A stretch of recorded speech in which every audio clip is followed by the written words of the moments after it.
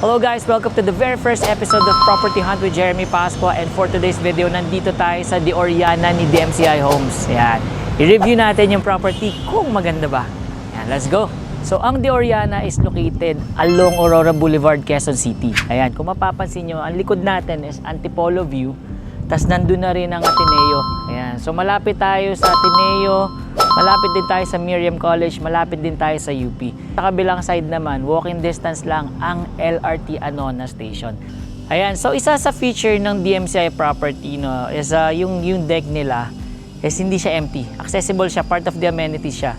Like for example, ito yung tinatawag nilang Sky Lounge. So, etong Sky Lounge, pag may mga events, for example, birthday, or any kinds na kailangan ng reception area, eto, pwede itong i-rent.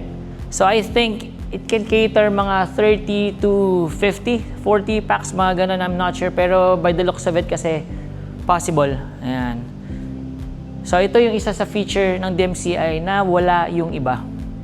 Another special feature ng DMCI. Ito yung tinatawag na Lumivent. So basically, for access siya ng natural light, saka na rin ng hangin. Ayan.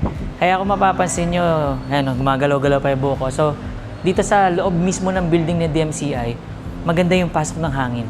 Ayan. At ito naman, ito, syempre part 2 ng Lumivent, no?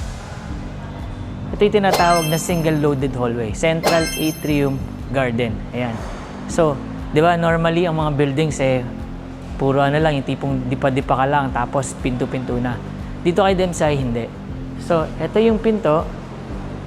Ayun yung isang pinto. Ayan. Tapos sa gitna may garden.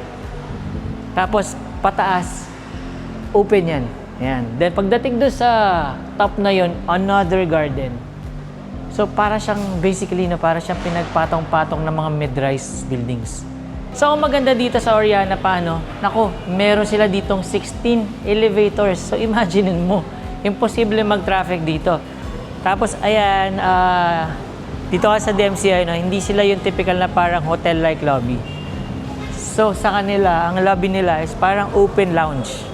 So, kaya rin, isa siguro sa kung ba't mahangin, is because open And it leads to the amenities, like for example, the swimming pools. Dito naman ngayon tayo sa pool area. So eto, sila pool ni Oriana. Tapos sa kabila meron tayong kiddie pool. Pero ito kasing Oriana, hindi pa siya 100% complete. Yung kaka-turnover pa lang is eto pa lang first building natin.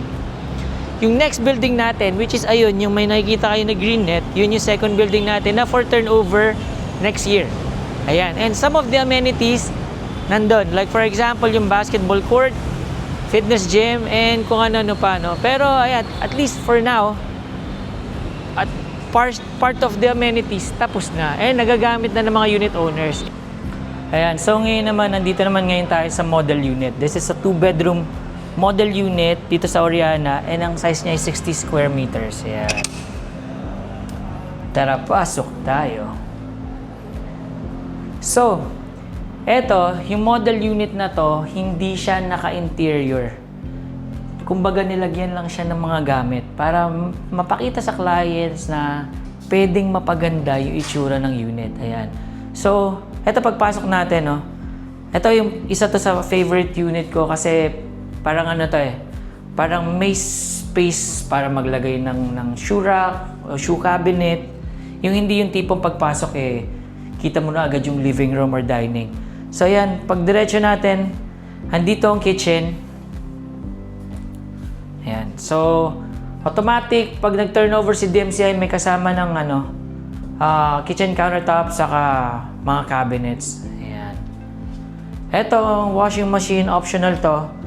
Normally, mga nakikita ko mga clients, hindi naman sila naglalagay dito. No? Pero kasi meron ditong provision for washing machine.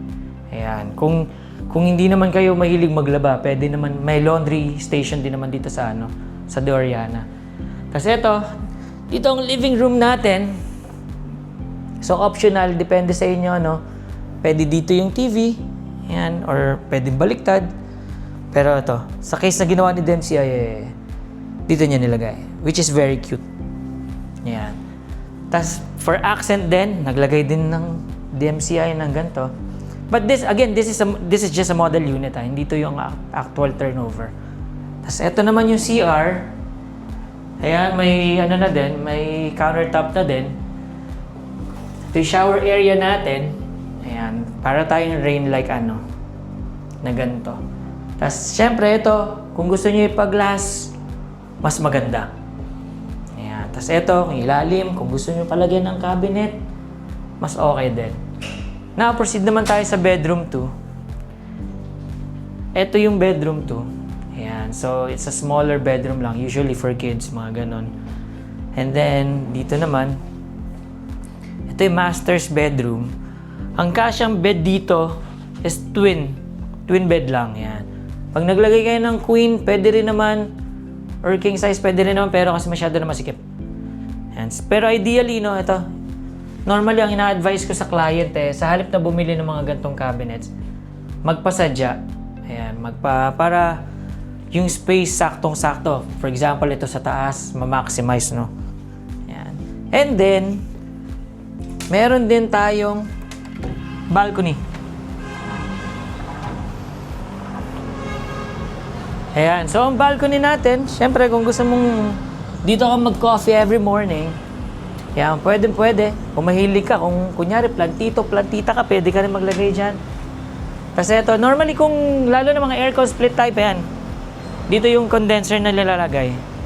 Yan. Pero dito naman kasi sa Oriana, wala nang window type aircon, puro split type na. Wala na siya provision. Ayan.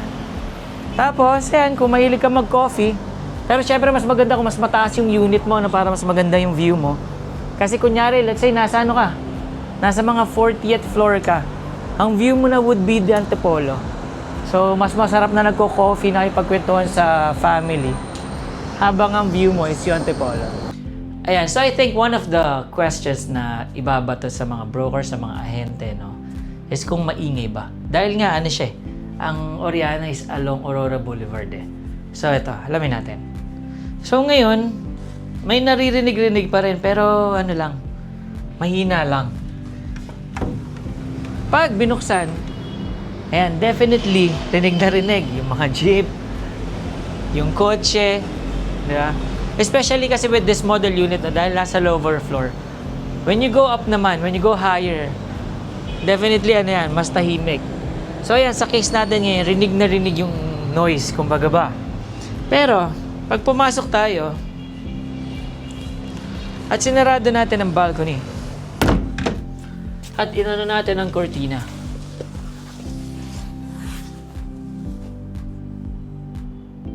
Di na masyado.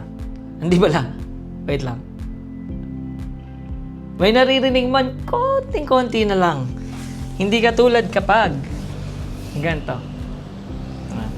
Pag ganito, sarado cortina, wala naman. Ayan. So, I think when it comes to noise level, no, okay naman dito sa Oriana. Kahit along kahit along Aurora Boulevard. Kasi maganda naman yung mga materials na ginagamit ni DMCI. Very quality. I think, based sa observation ko. Tahimik pa rin. And my honest thought about the Oriana is it's good. Yan, katulad yan, yung buko galaw ng galaw kasi ang ganda ng ventilation dito sa the Oriana. Yung design kasi ni DMCI talaga is more on open space para open air, more on ventilation, no? And at the same time, location-wise, I think Oriana is really good kasi nga being located near Ateneo, Miriam College, and UP. No, very ideal siya para investment. In fact, katabi niya lang din ang NCBA. And I think around 150 meters away lang ang Anonas LRT station.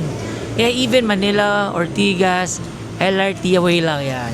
And soon, once na matapos ang subway, it's either ang closest dito is yung Anonas subway station or yung Katipunan subway station. So, pag dumating yung time na yon, no, kahit airport, malapit na malapit lang dito sa Oriana. So, location-wise, panalo dito.